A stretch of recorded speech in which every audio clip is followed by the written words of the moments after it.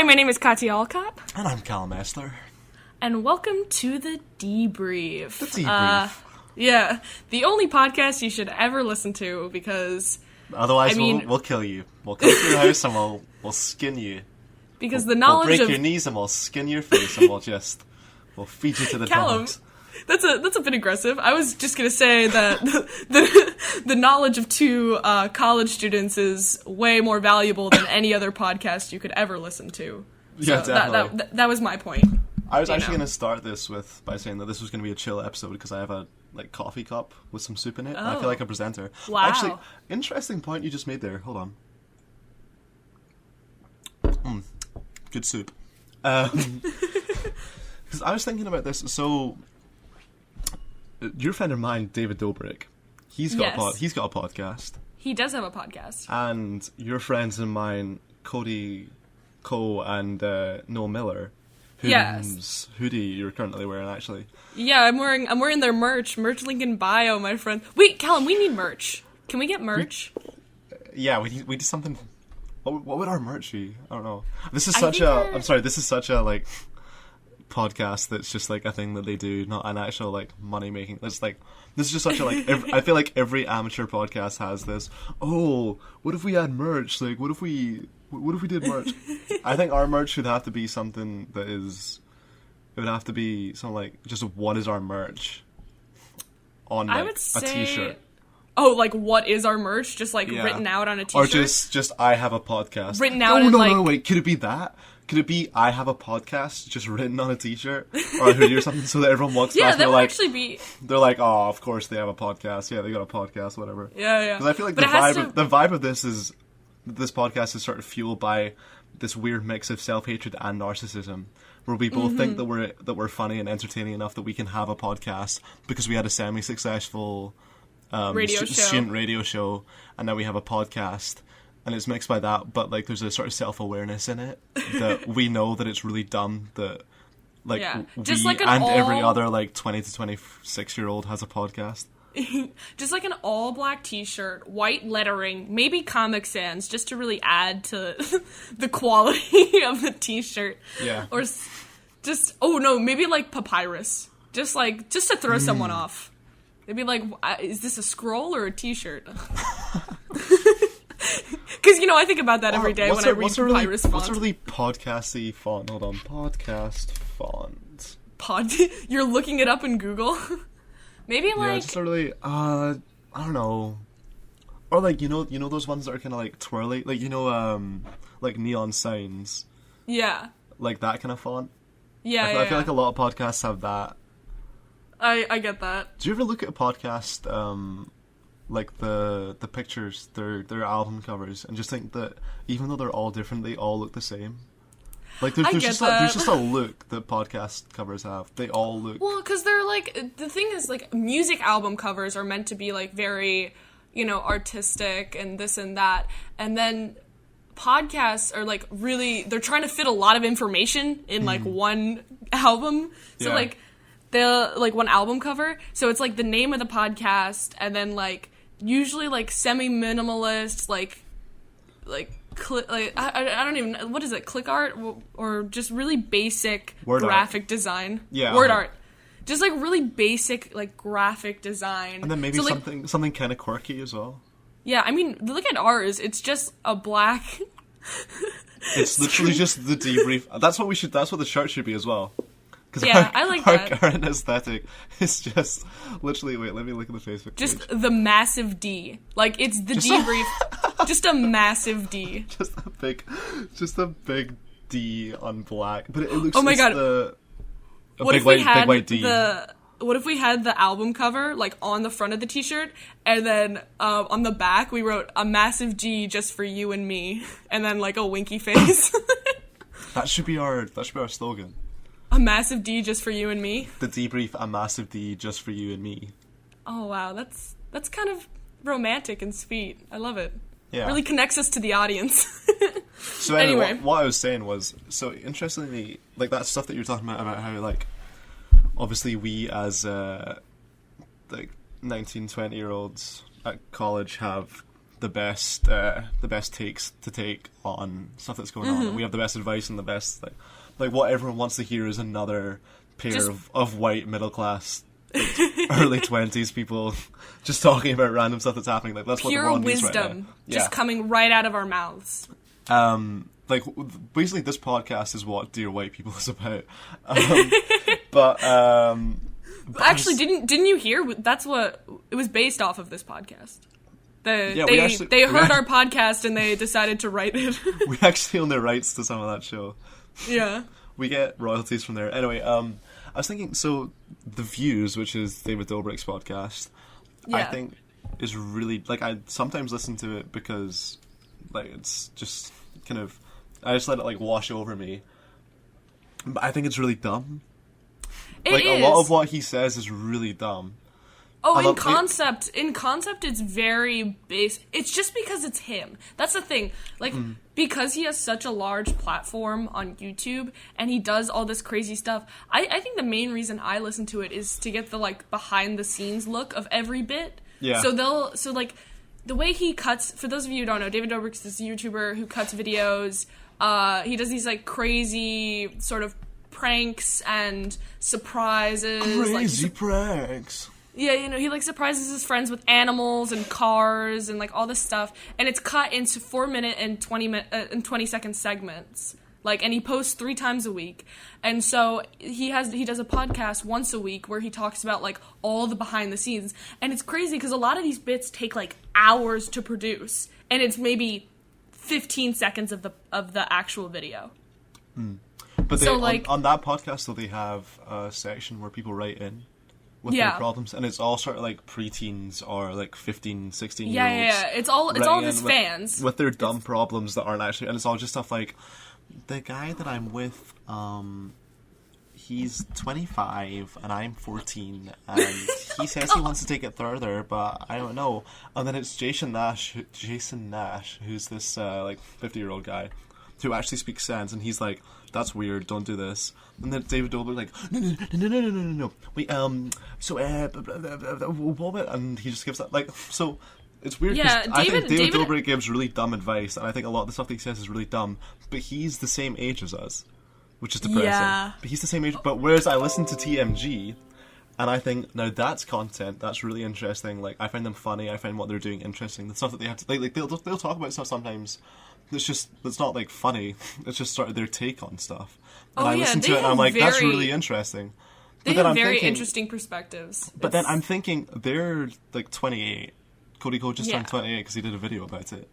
So, in 10 years' time, when we're the same age that they are, we're going to be hilarious. In the same way that we're the same age as David Dobrik is right now, and we're listening to what he says and we're like, that's stupid. That's a really dumb perspective on life. When we're 27, 28, if we listened to the Tiny Meat Gang podcast, would we listen to it and be like, this is so dumb? Or are they actually good?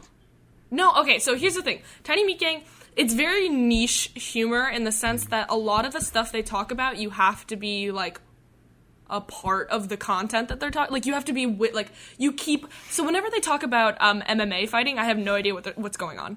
That's like that's the one part of the podcast like where I'm like I don't really know what's going on. But when they talk about rap and stuff, and when they talk about YouTube, and when they talk about I don't know, just stuff that I actually listen and or watch, or like different parts of culture that like I participate in. And even when I don't, whenever they bring up weird videos, like Sagittarius Shorty, or whatever her name is, that crazy girl. Yeah, so there's this crazy girl on YouTube named Sagittarius Shorty.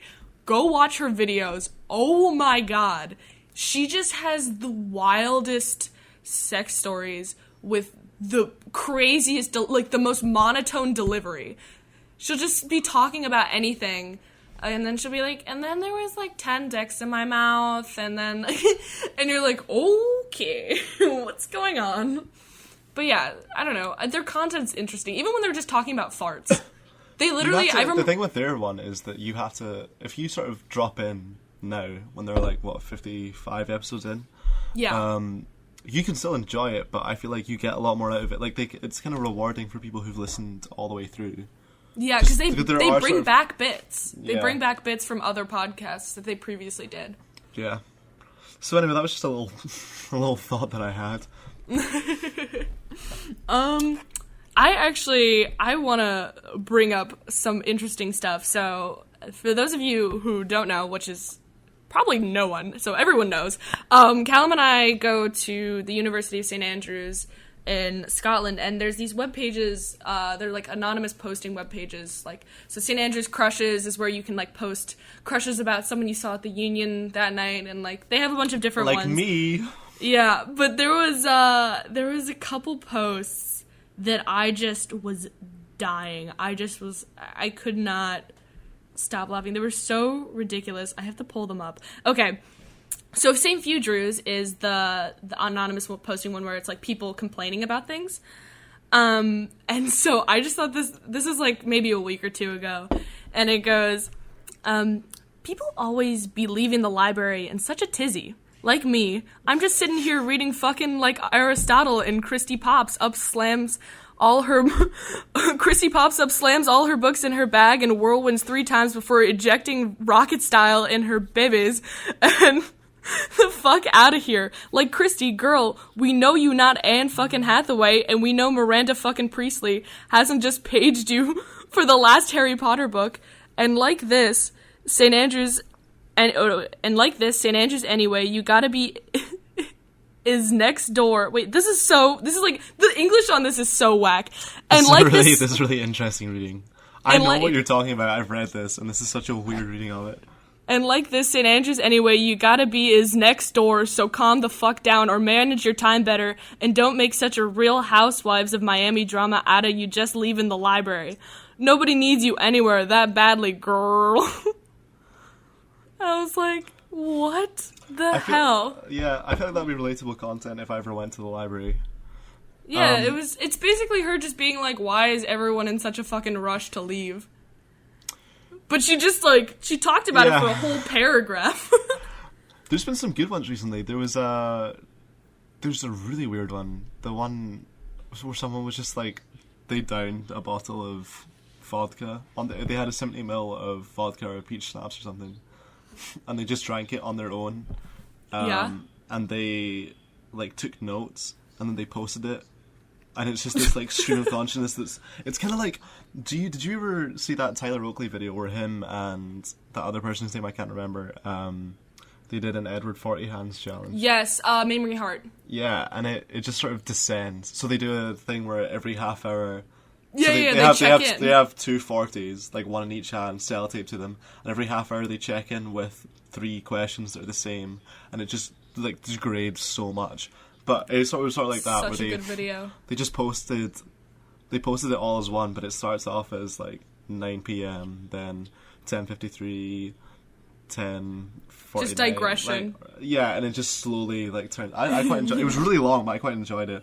There's that like concept of the person. To be fair, I think I've been that person because I hate being in the library. So, in fact, the only times that I've really been in the library this semester has been to print off essays, because for some reason the English and Complit departments require, excuse me whilst I just burp, for some reason the English and Complit departments require physical copies of their essays, and so that means that I have to submit my essay before the deadline online, then go to the library, email the essay to myself, go to the library, go on my email, pull that up. Wait, you can print from your laptop, dummy. I don't know how to do that. Anyway, so send that. Even then, so you get to that point, you pull it up, you got it on your computer of choice. You send it to the printers. Then you have to go to the printers, wait for like a printer to be free, slam your matric card on there, pull up to print, fire away, spend like 20p or however much it is, and then print that bad boy. And then I have to sprint to the English or Complit departments. And so I am that person, because usually I have like 15 minutes before the deadline. I've already submitted I finished the essay in enough time, but I have 15 minutes before the deadline for me to physically hand in this like physical copy of this essay that I finished like the night before or an hour ago. But But this is literally what, like, everyone has to do. Yeah, I know. So what I'm saying is I am that person who just comes into the library, I, like, rush in, slam my stuff down, pull out my laptop, fire it up, get, like, send it to printer, Devil Wears Prada vibes. Seriously. Pick up the stuff again, and then bolt out of there. Wow. But, yeah. Classic Stanleys. Classic Calum. I have a crush, actually, that I'd like to share. And it's less so the crush itself, but one of the comments from a dear friend of ours. So someone is going... Is it Jamie? reason... Is that who the comments by? Maybe. Yes, I love these. It's just like...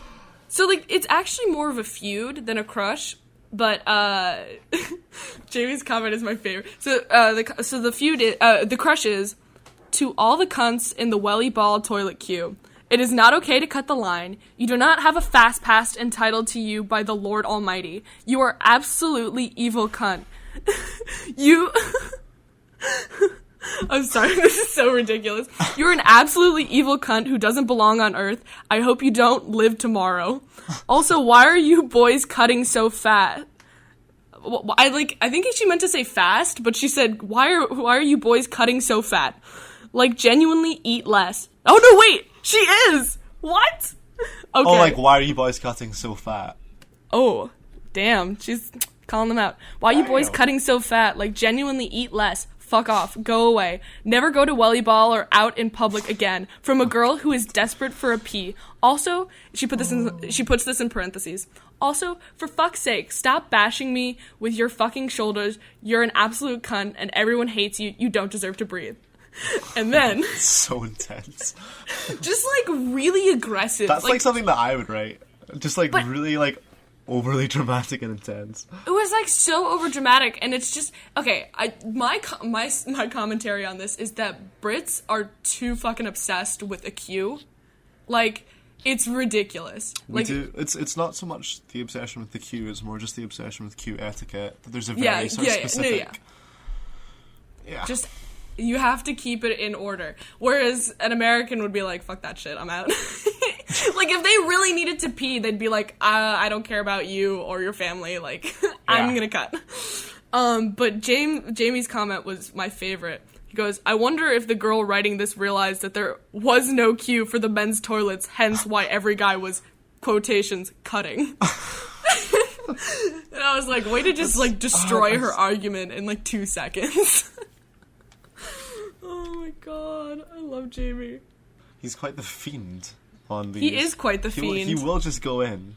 Yeah, there's a lot of... I wish I had a better archive of it, but he will... We need a Jamie compilation. We need a Jamie compilation of all the times he's called people out on their bullshit. Like, he'll just straight up be like, no, you're wrong. Like, you're actually wrong. Because a lot of the time they are. Yeah. But, like, a normal person would just, like, ignore it. But Jamie's just like, nah. Actually... no. Yeah, just like... Yeah, but I just thought that was so funny. I had to share that. So do you want to share some stories? Do we have some stories to share for the public? Yeah, I got some stories. You know, I always got some stories. I'm looking at the thread. I got some real good. So I'm trying to work out how best to relate this. Okay. Because some of these are kind of like shower thoughts. Okay, do you want to do shower thoughts? So, Calum and I have decided to start a segment that we like to call shower thoughts. It's just stuff that we think of, like, not necessarily in the shower, but it's like the kind of thing you would think of when you're in the shower, when you have all this time and, like, nothing but yourself and you're just alone. Yeah, I got dripping wet. I got one to start sad. off with. I want to start off with this. I didn't come up with this in the shower. I came up with it in the gym because I go to the gym. So I was just in the gym and I was looking at myself in the mirror and I was like, crying. Yeah. I was like, it's weird that you do have muscles on your forearms, but not really. Yeah. And so that I started to think because I was like looking at like my arm and I was like, man, my forearms really are just like they're just there. And then I did what I usually do when I look at, like, a part of my body and I'm like, I wonder what that would look like if I actually worked out regularly. And I'll look at, like, a really muscly guy and I'll be like, okay, interesting. Not gonna do that, but still nice to know. And then I looked at, like, everyone else in the gym and I was like, no, like, forearms are just... Like, no one has really and then it got me thinking, like, can you imagine if people were walking around with, like, swole forearms? Just people walking around with just... Because you know how some people will, like, really overwork, like, their biceps or something? Yeah. And then they have, like, really disproportional biceps. But it's still it's still just, like, it's a bicep. But how weird would it be if people had, like, disproportionately just, like, massive forearms? Like, they got their hands and they got these, like, tiny wrists. And then just, like... massive forearm, and then it goes down to just like a normal sized bicep, normal shoulders, and like everything else is normal, but they're just walking around with looks like they've got like bracers on or something. Yeah. Oh, but that's the thing, because like I know people who have really good forearm strength, but like it doesn't grow. Like it's not a muscle. What is forearm strength though? What do you do that requires only rock your climbing? Forearm? Rock climbing. That's your legs though. No, it's not. Rock climbing is your legs. A lot of rock climbing where you're like hanging like upside down is when. Oh, okay. I don't know about that. You know when the rock climbing walls like tilt inward, like as it like a concave, so you're kind of like upside down, as in you're. Oh right, yeah. Yeah. So in that case, that's where your forearms have to be really strong, because it's the grip. It's less so. Like, when you're pulling yourself up, it's all in the bicep, but when you're literally just clinging for dear life just to, like, stay on, that's forearm strength. Oh. Yes. But, like, no one who rock climbs has, like, massive arms. Like, we have, like, our massive forearms. Like, that's not a thing. Just, like, everyone else in the gym is just sort of normal, or they're, like, disproportioned in the normal way. Oh, yeah, and it's, and like... then there's just all the rock climbers just, like, flexing their forearms. It's like you're in the gym, you're just like running the treadmill, and then like a fog falls over the gym, and like everyone's like, oh no, it's the rock climbers. They like burst in with their massive forearms. They don't open the door, they just like they just dominate the gym. With their massive forearms, they walk in, we're like, what's up? We're rock climbers and we have massive forearms. Here we go. Like, even, like, the big bodybuilders are scared because they're like, we can't even do that. Like, they're like, I think overall I'm probably stronger than you, but I can't match the power of your forearms. And I don't even know what they would use. They just, like, walk up to a treadmill, and everyone's like, oh, he does have really skinny legs. I mean, he doesn't because he's a rock climber, but, comparatively. He's got, like, chicken ankles. And then he lifts up the treadmill and just sticks his arm under and just drops it on there and starts just, like, flexing his forearm. The treadmill's just going up and down, up and down. He's like, this is how you get massive forearms. Yeah, like the bicep isn't even moving. It's, like, purely the wrist and the forearm. And you're like, how was that even possible? It's just, like, inflating and deflating. It's like, I don't even know. It's like a pump. It's just oh my god. It's like some weird mutation. Anyway, there you go. That's all right. Speaking of like strength and weakness, this is a thought I've always had. So like, why do we yawn? Like, it's a sign of weakness because it like shows you're like the predator that you're tired and you're weak. But then I was thinking about that, and I was like telling someone about this. I was like, "Why do we yawn? Like, I feel like that's a sign of weakness." And then my friend explained to me it's actually a pack thing. So it's like actually, Calum, get out of here. I'm trying to drop some knowledge on your ass. Like, you need it. So apparently it's a pack mentality thing. So when you're lined up, so let's say you're traveling as a pack, and so the reason people copy yawns or whatever, like it's contagious. You know how like everyone says, oh, yawns are contagious? Uh-huh. So let's say someone in the back of the group yawns, and then it travels up the pack line, and then when the leader of the pack yawns, they know that it's time to stop and rest for the night. Isn't that wild? Oh, that's crazy. I know. It's like... Damn, the human body really is crazy, isn't it? Yeah. That's actually related to that. My mum sent me a tweet about this one time. It was raining. Wow, your mom sends you tweets? She does, yes. Is she your only friend? Loser. Yeah, she is actually. I love her very much. Also, my actually, dad. I love your mom. Tell your mom I say hi. No. I mean, they listen to this podcast, so you can send a personal message yourself. Hey, hi, what's Mom. good? Hi, Dad.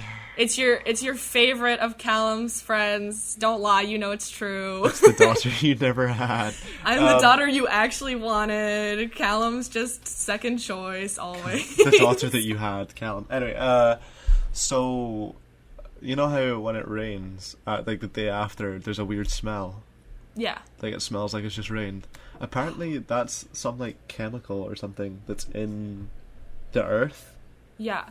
That is like activated when it rains, and humans can detect it in like 1 in 100 of like the chemicals. We can detect it in like 1 in 100 from like miles away, and it's because our ancestors like developed that skill to smell this one chemical so that we could find water, because then we know like where it was raining.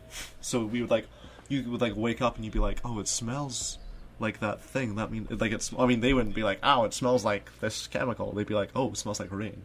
So they would know which way to go because they know like the smell of it. They'd be like, oh, it rained recently here. That means that it rains here, so there's gonna be water. So that's wild. Yeah, that's so interesting. I actually, to add on to that, I'm trying to look it up right now, but I remember reading that there is, you know how like some languages have words that don't exist in other languages, like feelings or thoughts or nouns or whatever, just because like it was never created in English. Yeah. So in German, apparently there is a word for the smell after rain. I don't know what it is, but they like specifically they have. Like, you can go outside and be like, oh, it smells like this. That's a terrible German accent. I'm trying to look at... Petrichor is the earthy scent produced when rain falls on dry soil. Huh. But that's... Interesting. That's not German. No, there's like specifically a German word. I'm trying to find it. Doesn't matter. You know what? If I find it, I find it. If I don't, it is left for the world to figure out itself. Okay, another shout. No, it's a bacteria. That's what it was. It's a bacteria. Oh, it's a bacteria. That's in the like earth, and it releases this molecule when like the soil gets wet. There you go. That's so probably really wrong, but there you go. Wow. We are scientists on this show. We are scientists. Okay, another shower thought.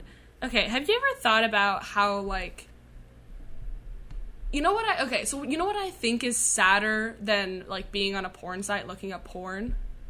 What? Being on a porn site and looking up non-porn. Is that like, a thing? Yeah, that's a thing. Isn't it, don't, like, they release in countries where certain shows or whatever are on porn sites. They release them on porn sites.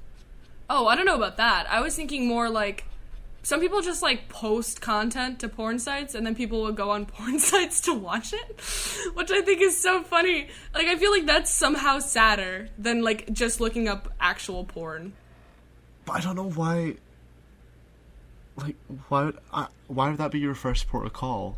I think you can put pirated stuff on there, but you also can put pirated stuff on like everywhere on the internet. No, but I know, but like there's actual pirated stuff on porn sites. But then also there's people who just like post regular content because they think it'll get more traction because it's on a porn site. Yeah. But don't you think that's hilarious that like there are people out there actively seeking non-porn on like, porn sites? Ooh, the Game of Thrones just aired. The new Game of Thrones just aired. Let me just. I don't have an HBO subscription, and also I'm too afraid to use one of the thousands of websites that has this episode immediately in like high HD quality on their website. Let me just just like scoot past all these like incest videos, and there we go. Game of Thrones season finale. There we go. Calum, you skipped past an incest video just to get to another incest video. Am I right? Oh, wow. There we go. Sorry, we go. Spoiler alert. We really tied that bit off. AKA the first episode. Yeah. It's just any episode. Literally, like... Okay. Here's one for you. I like this. This is way less aggressive than Get in the Bin. It's like a tennis match. It's just sort of... Yeah. Let's hear it. The crying with laughter emoji is the worst emoji. Because... wait, the one where it turns its head or the one where it's facing straight on? Just all of them. All of them? I just feel like it's never used... Anyone... I hate the streaming ones. You know, so you know how there's the crying laughter teardrop, laughter teardrop where it's head tilted, and then there's the one where it's streaming crying, you know, where it can be either used for laughter or sadness, and I just hate it because it's too versatile. It needs... I hate it because it's too versatile. It's too versatile for its own good. Yeah, and it just every time someone uses it... how about... Anytime someone I don't like texts me, they use that emoji, and it just bothers me so much. So I think I just have a really bad connotation with that emoji. Well, the reason that I don't like it is because I feel like if it's used ironically, or if it's used sarcastically, then it's irritating because people will use it like passive aggressively. They'll put, it'll be like, oh, blah blah blah. Oh, like I saw this one actually. Oh. Let me see if I can find this. If I'm trying to be passive aggressive, I just do the upside down smiley. That's that's like the most passive aggressive you can get. That is quite bad. There's hold on. Yeah, but like I'll use the crying laughing one. I won't use the head tilt one or the stream. The streaming one is the one that bothers me. The regular crying laughing doesn't bother me. Well, no, but I'm really not. It's like a thing that like fuckboys do, where they'll like post something that's really... If they use it in posts and they use it too much, that's different. That's just like a crying laughter. Oh, why can't I find this? This is so annoying. It's anyway. Like the ha ha ha. What are you up to? Yeah, like, or it's like up there with the like monkey with the eyes covered or whatever. Oh, like, I hate that. I just hate it. It's just I can't. It's like trying to be cute and failing. I can't put it into words, but it just irritates me so much. But also, if it's used sarcastically, then it's irritating. But almost worse is people who use it completely unironically. They just use it to actually indicate they find something funny. That just don't do it. Which actually leads me into something else, which is not so much a shower thought, but just something that I wanted to talk about. Just a thought. It was just a thought. I have those as well. It's a out the shower thought. Out the shower thought. You dried off, or are you still wet? Winky face. I have to say winky face because it's a podcast, so I can't actually wink. You can wink at me. Well, yeah. But you're right. Often I find that the visual gags that we put into this, that we don't make reference to, they really don't go... They go pretty underappreciated. Sometimes for some reason I feel like the visual gags don't land. Like when I do this... Like that's just... I just feel like people don't appreciate it as much as... whenever I do like this... And they're just like, there's like silence on the other end, and you're like, why aren't you laughing, you know? Yeah, because it'll just be like... Yeah. And then, I feel like we should add our own laugh track, because I really don't I want a I feel like I'm underappreciated when I'm recording. I want a full soundboard. You want a full soundboard? Yeah, for like segments as well. A bit for... I mean, that makes sense. So it could be like... and now it's time for... Get in the bin. And it's like... Ding ding ding ding. Get in the bin. That was like the worst. You have to. No, because it's a piece of paper being rolled up and then chucked into the bin. See, visually, it's time for get in the bin. Visually, that could be very appealing. Ding ding ding ding. Yeah, but anyway, so this is a thing. So there's this guy, and this actually relates to because he's exactly the kind of guy who would use the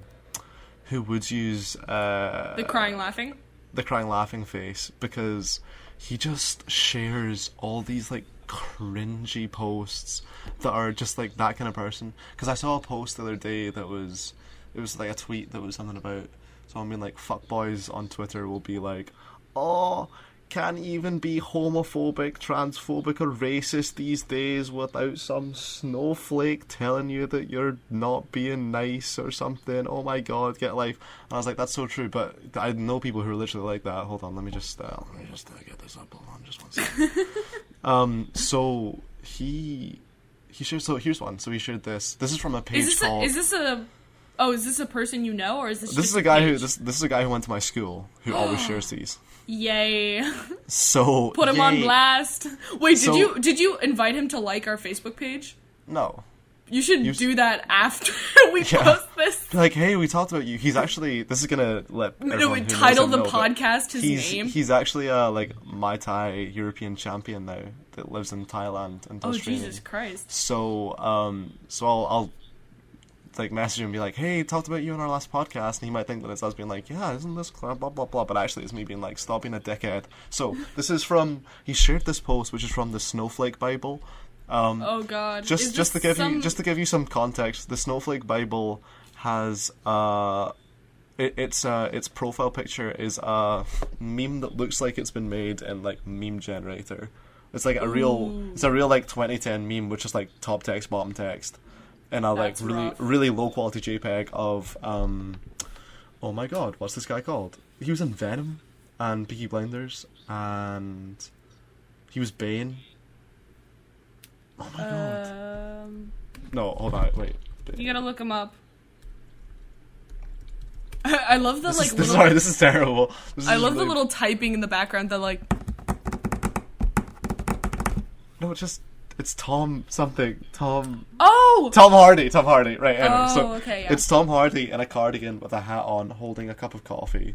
And this is, they always appropriate people. Like, Tom Hardy is a lovely, lovely man who probably would not condone anything that this page does. But it's that, and the top text is, if you're looking for a safe space, my page ain't it. And then the bottom text is, move along, snowflake. Which is such a, like, ha ha ha. Like, such a Keith page. Anyway, you're just like, wow, you're about to see some really offensive things. It's like, I'm about to post some really offensive stuff, and if you get offended, that's on you, you fucking snowflake.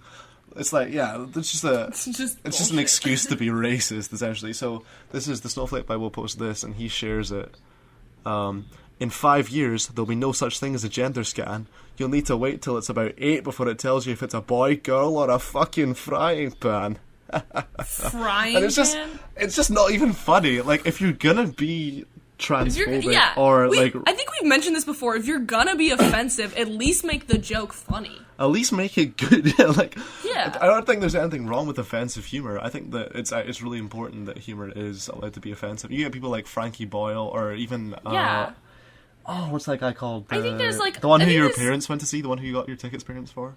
Oh, Dan Cummins? Yeah, like, there's people who, like, they'll be offensive in their comedy. Or, Jim Jeffries. Like, there's nothing wrong with offensive humor, but at least make it a good joke. Yeah, if you're gonna be offensive, you have to do it with a certain tact, and it has to be well done.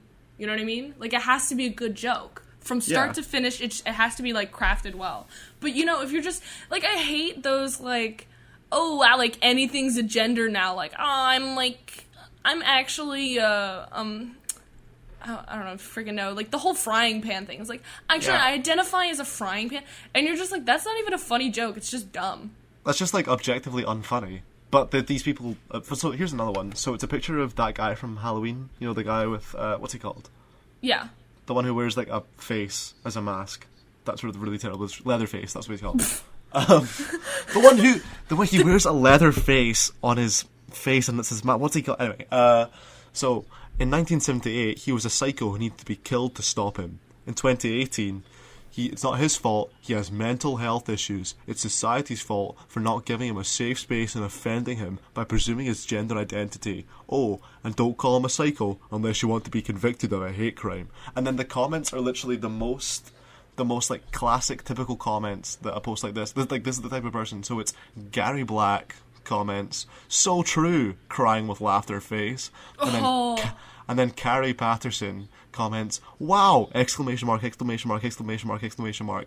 The crazy world we live in! Exclamation mark! Exclamation mark!" It's just such a, just like on all these posts, it's just like Susan and like Karen and Gaza all being like, "The world's gone mad." What? Wouldn't be like that in my like in my day. People God. just went outside. In fact, I've got. Wait, is sorry. this like a wait? I just have a quick cue. Is this like a specifically Scottish page? Like, is it a lot? No. I think it's British, but it's anyway. So because I have a story after this, but go ahead. Here's another one. 1300. This is a picture, and with each of these pictures, there's a picture to go with the time period. So yeah, 1300s. I'm dying of Black Plague. 1800s, I'm working 16-hour days. 1900s, I'm off to fight a war. 2000s, I'm offended. Which is this is a different guy who posted this as well. This is someone else, because I noticed that they both do it. So this is someone lame. else. But it's not even, like, it's so dumb, because it's like, so 1300s, I'm dying of Black Plague. Like, what? Like, if there was a Black Plague right now, people would also be dying of it, but the Black Plague isn't here right now. How are you blaming, like, why But why you could are you also, saying this like, is, you could also say, like, 2000s, I'm dying of cancer, because that's, like, actually a thing that's happening. Yeah. But they just choose to do the dumbest, it's so dumb. 1800s, I'm working 16-hour days. Again, that's not a thing anymore, because we solved that. Also, yeah, all these things, they're talking about it as if it's a good thing, like, back in the day when people were dying of the Black Plague, things were better then, now everyone's offended by everything. Well, But it's like they don't grasp the concept of progress. Yeah, like, exactly. Things can improve with time. Yeah, like, I'm looking at this and I'm like, 1300s, people were dying of the Black Plague. We fixed that, we got, like, better medical care, we actually eradicated things like polio. 1800s, I'm working 16-hour days. That's terrible. Like, we fixed that because we were like, that's really weird. First of all, children shouldn't have to work at all. Second of all, 16-hour days is too long. People shouldn't be working that long. So we fixed that, so that's no longer an issue. Then, 1900s, I'm off to fight a war. Yeah, that's terrible. And I'm a pacifist, so, like, I'm slightly biased on this, but I think everyone can agree that the First World War was not something to be celebrated. Like, we shouldn't be like, 100 years ago, 16-year-olds didn't have time to be offended and question their gender identity and identify as an Apache helicopter because they were busy being shot at in the trenches and dying of trench foot and living the rest of their lives with PTSD but being told that they were cowards. But wasn't that better because they didn't think that when it was a man was a man because he had a penis and a woman was a woman because she had a vagina, and that's how things were. And now in the 2000s everyone's offended. Like, that's what are you talking about? It's just, it's you know what really grinds my gears? What really grinds your gears? You know what really grinds my gears is the whole concept that, like, things that are problems now didn't exist in the past. I'm like, yes, they did. They did exist in the past. The issue is it was more of a problem of survival. Because when you reach the point where you're no longer just trying to survive, you can actually deal with all the actual underlying issues. Yeah, you can actually deal with issues. Because it's not like in the 1300s... It's not like gay people didn't exist before. It's like they were dying of the Black Plague. They had bigger problems than their coming out party. Like, yeah, exactly. Like, when you're like, I really hope that my parents don't react poorly when I come out as gay. But no, wait, it's fine because they're all dead. They're all dead from the plague. Because of the Black Plague. So it's fine. Actually, I don't have anyone to come out with. It's just like people saying that now, especially like with mental disorders and stuff, that, it's being diagnosed. Yes, diagnosed now more than ever because this generation is like ruined by technology and you're like, no, it's being diagnosed more because people actually know how to diagnose it now. Yeah, exactly. Like, the reason why there were no mental illnesses in, like, the 1800s, no, there were, it's just that people didn't diagnose them. Yeah, they just cast them out into the street so they would die. Like, that was a thing. Like, it's like, you get that a lot in, particularly in Middle Eastern countries, when stuff is, like, I watched this interview once by this Egyptian director, he was releasing a new film, so he was being interviewed about that, but he was talking about this old film that he'd done, which was about, the film was about rape culture in the Middle East, and so the interviewer was saying, interestingly, since your film, actually, the rape the rape numbers haven't gone down. Actually, in some areas they've increased. And the director was like, actually, that's true that statistically rapes haven't increased. Reported rape crimes have been increased since I released my film, because more people are now reporting rapes. So it's this whole thing that people are like, oh, if you look at our generation, then there's more cases of depression and other mental illnesses than any other generation. And it's as if they're talking about as if it's because we're weak, or because, you know, we don't have the Black Plague or 16-hour days or world wars. But because we're all just like lazy and we're sitting about it. But it's because like that's a thing now, and it's because we progressed. Yeah. We can reach the point where someone is comfortable saying, I do have depression and I'd like to be diagnosed with it because I don't feel good in the state I'm in, so I need help.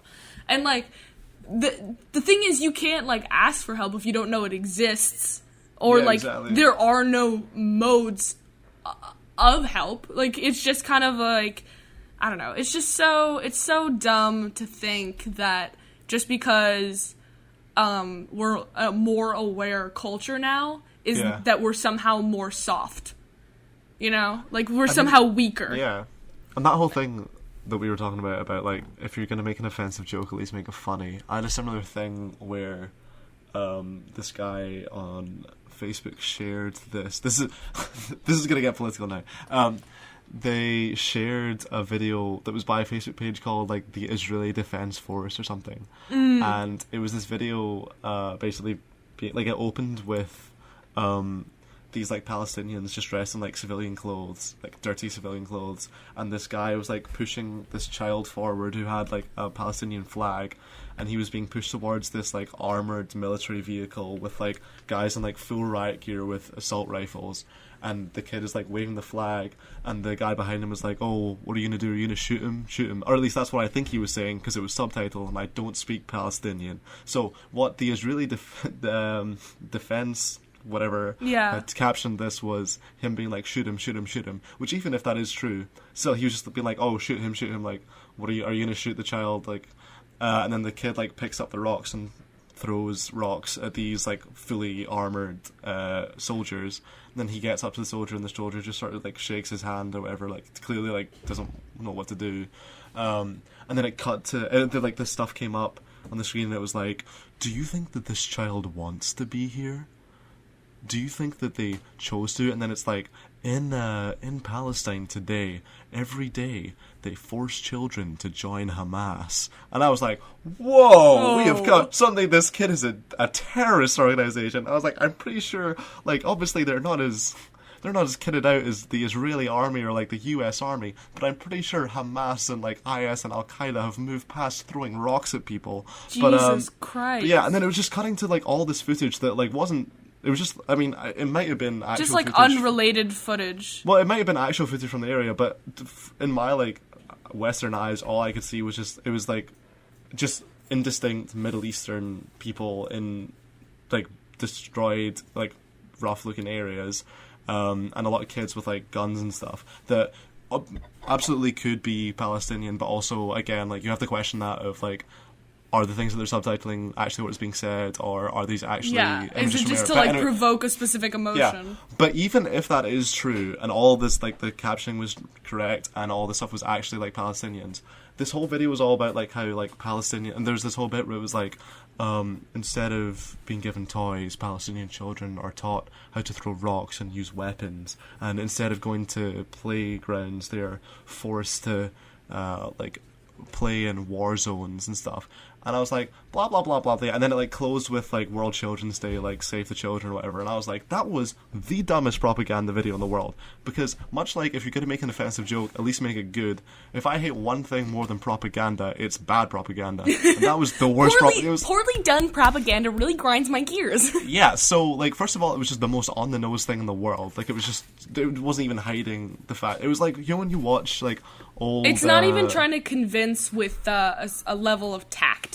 Yeah, it's not like some of the propaganda that you see that is like analysed, where they'll like analyse speeches and be like, this is what like the subtext is and the sort of subconscious stuff, and you're like, oh my god, like I totally got that, and it wasn't until you pointed out that I realised that was a thing. It's like when you look at like old wartime, like US and UK sort of propaganda films that are just so clearly just like, oh, we're gonna go out there, we're gonna get Jerry and blah blah blah. But it was like that, but also it was just bad because it reflected badly on them, because all the stuff that they were talking about, they're like, oh, these children have to play in war zones and like they're forced to like deal with all this military stuff, and I'm like, that's because you're fucking bombing them. Yeah. It's like they're forced into these. First of all, they're not necessarily forced into these things by like at all, but if they are, a lot of the time it's not because the Palestinians are like, oh, go into this dangerous area. It's because they're like, oh, we got removed from our land, and they like built a fence, and they like bombed out the Gaza Strip,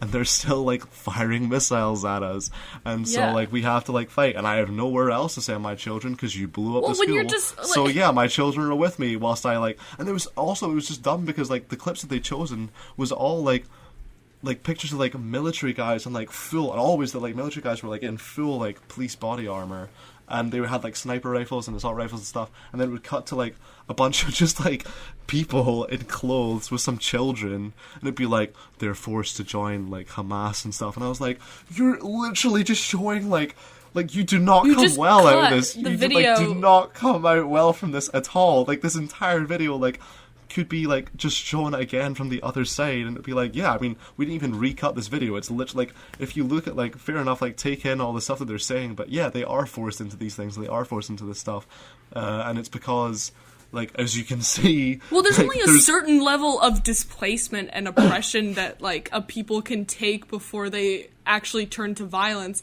and then as soon as they do, like, it's like the whole racial tensions in the US, like as soon as people get violent, like obviously it's not a good thing to get violent, like it's not, I don't promote it, but you have to understand that like when they do get violent, there's a reason. It's like, yeah, well, it's like with they the reach, whole, like... they reach a level of just, I don't know, I don't want to say worthlessness, but like feeling like a level of worthlessness in themselves because of how they are treated, and that they're like, I have no other choice. Yeah. I have no when other you choice. get like people being like, oh, like all the in like Oakland or whatever, or you know, places like that, or Compton, like all the gun violence and stuff like that. And they're like, oh, it's black culture, like it's because like, no, it's because you've like systematically oppressed them and like forced them to, like, nobody wants gang culture. The reason why gang culture becomes a thing is because the system doesn't provide for people, and then instead of like fixing the problem from the ground up, they just like oppress them more to try and like contain they're like, okay, well, we can't fix gang culture, so we'll like just put it all into this one area, and we can send like police in. And anyway, so... Yeah, that's actually... Okay, if we're getting political, let's just freaking bring in one of the... So I'm in a government class here at William & Mary, where it's about injustice and, like, justice in the law and all this stuff. And for extra credit, because I'm a nerd, for extra credit... or I'm failing the class, so I have to do the extra credit. No, I'm kidding. One or the other. It's, well, I'll let you think what you want to think. But I'm reading this article, and I can send you, there's like an audio version of it on SoundCloud. It's only like an hour and a half. It's like an hour and a half, which sounds like a long time, but like, we watch movies that long. And it's so interesting, because it talks about like housing in the United States, and like how it is, there's like a really deep underlying racism in like the housing system. And like they had it's so well written. It's by Coates. I forget his first name. He's like super...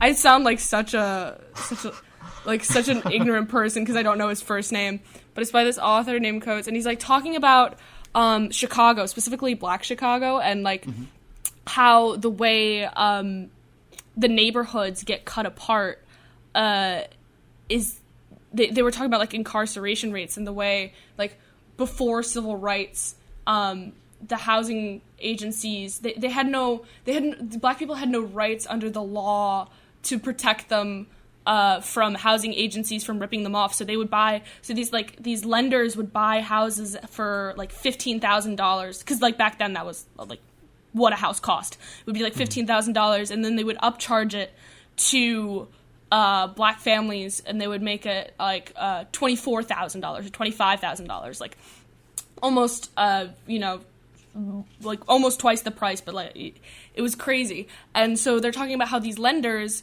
they wouldn't actually, like, it wasn't like a normal mortgage. It gave them all the, because like, you know, when you own a house and you like have a mortgage, you have the benefits of, like, you obviously have the responsibilities of like the mortgage and paying it monthly, but you also have the benefits of actually owning property. And then with renting, you know, the benefits are you don't have to deal with like utilities and stuff, and like it's not really your home. Oh, not utilities, what am I saying? Like repairs and stuff. It's like not really your home. But the downside is that you have to pay rent monthly, and that's lost. It's not like put into property. But the way the lenders did it is it was like a pseudo combination, and it took both the negatives of owning a house and renting a house. So instead of the black families having the deed, the lenders would they would hold the deed, and the black families would pay them monthly fees in like place of a mortgage. So they still had to do all the repairs themselves, but they never really owned the home until the end, like until it was completely paid off. And then whenever the lenders would add new rules to like the agreement or whatever and make it worse and worse off until they would default, and they would lose all the money that they owned on that house. And so they would just cycle out families like that. So like, let's say there was a neighborhood of like, I don't know, 50 houses. So they would have black families. They would like, you know, they would be like, oh, well, you can buy this house and we'll do it through the lender. It was like adding an extra middleman for no reason. And then these families would like, you know, like families with decent incomes, you know, they were just like normal families. But anytime they would add new provisions or like something went wrong, like the house burnt down or something, it was like really bad. So they ended up getting displaced, and they would have to leave, and then they would cycle new families through. And like people were talking about how they would watch like families, like they would, the workers of the people who did this kind of business were talking about how they would just cycle through families and then profit off of like black ignorance to the housing market, and also the lack of protection that they got under the law in regards to the housing industry.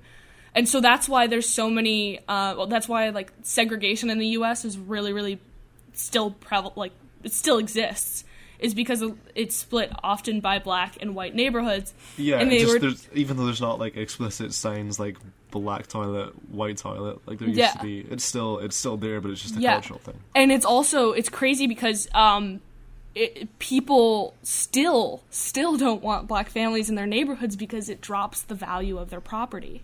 That's crazy. Yeah. So like, it's so whack. There's no other way to describe it. But so it's talking about, the whole thing is really interesting. But there was this one bit I just want to share that was so good. It's talking about like, because you know how people will use Obama as like, no, but like racism is over because like Obama is president, right?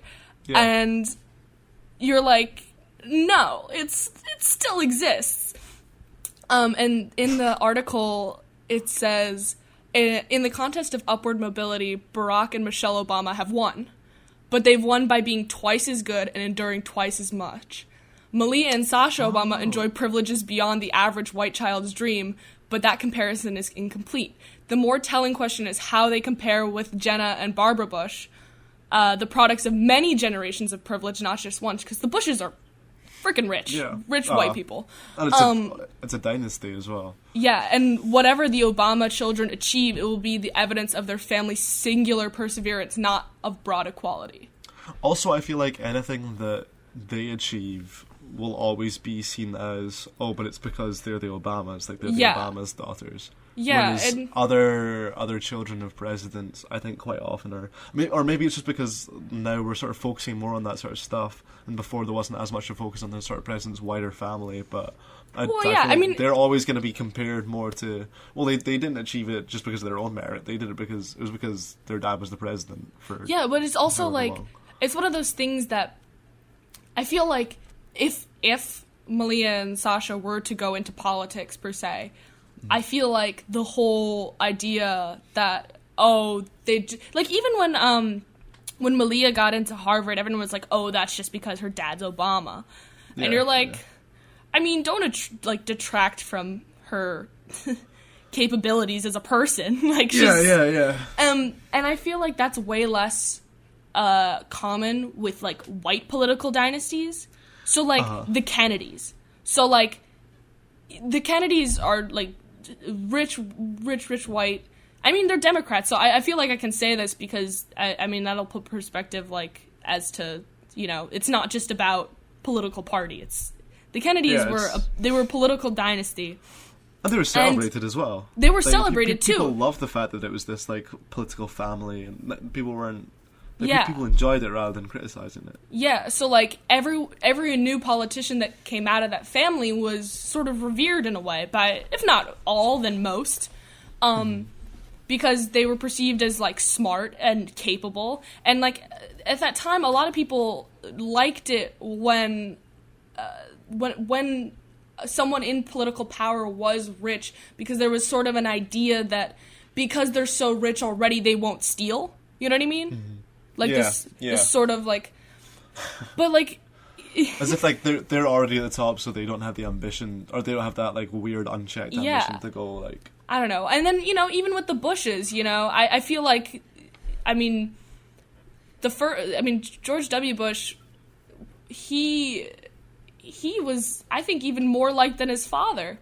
And his father was president before him, you know? Yeah. There was never, like, a question of his merit when he came into the presidency. Like, even, I don't know. It's dumb. That we really got in there. We really got... Okay. Right, we jumped right in the sauce. We got really political. Wait, let's you want to do a little bit of a lighter segment? Just something to...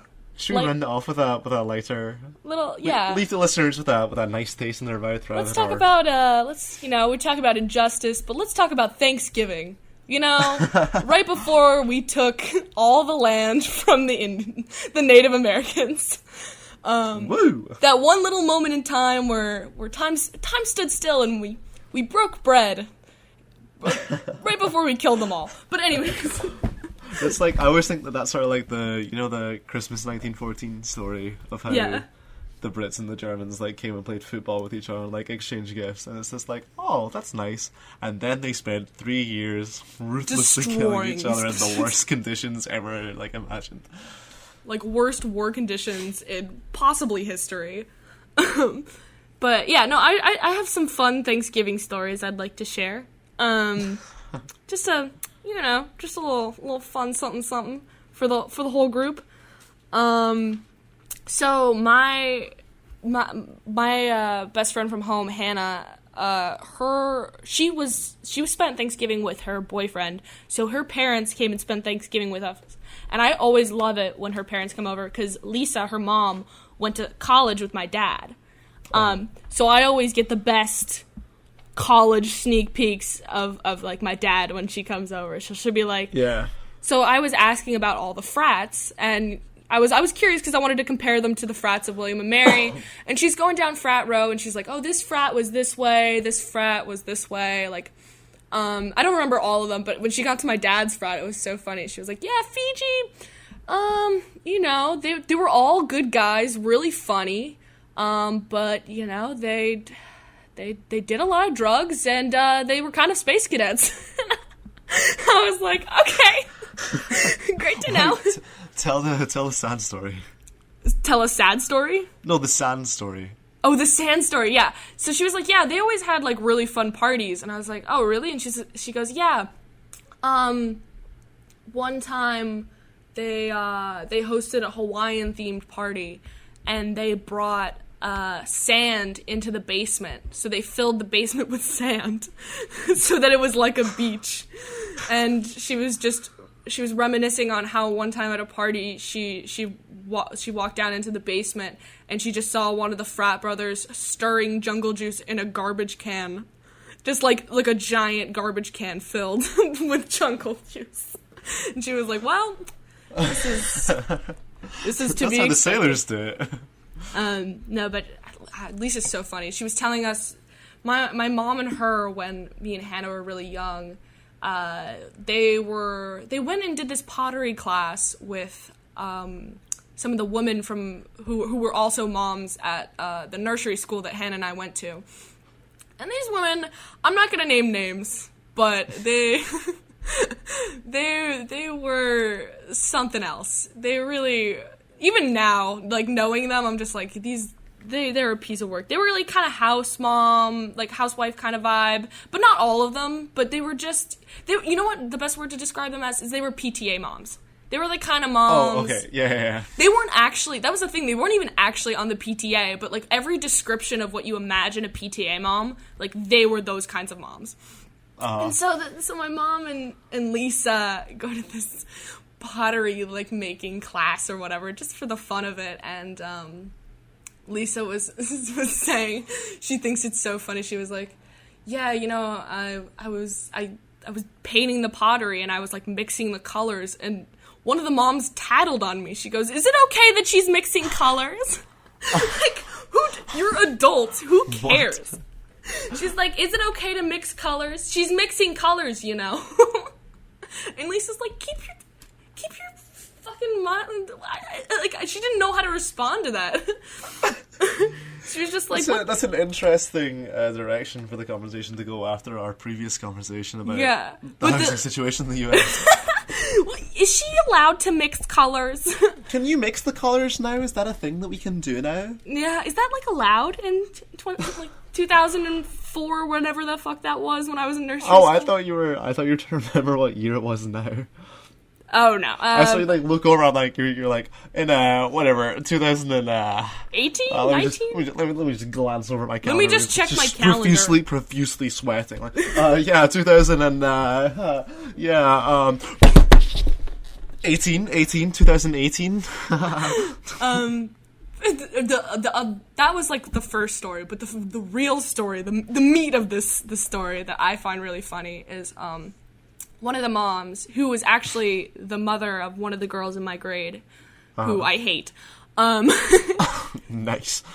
She was like talking about the neighborhoods in Croton, which is my hometown. That's where I grew up. And she's talking about Brook Street, which is this kind of industrial street. It has